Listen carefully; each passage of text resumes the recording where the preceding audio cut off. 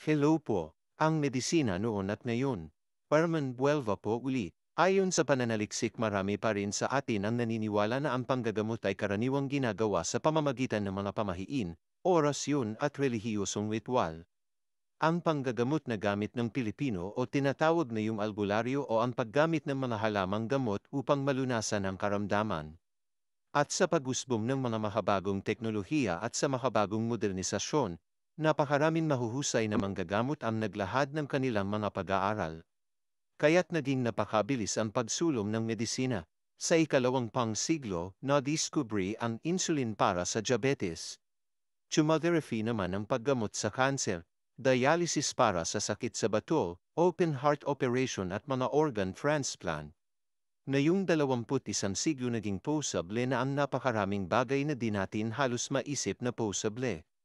Tulad na lamang ng portable lungs womb transplant, quick test para sa mga nakakamatay na sakit tulad ng malaria, Ebola, dengue fever at yellow fever.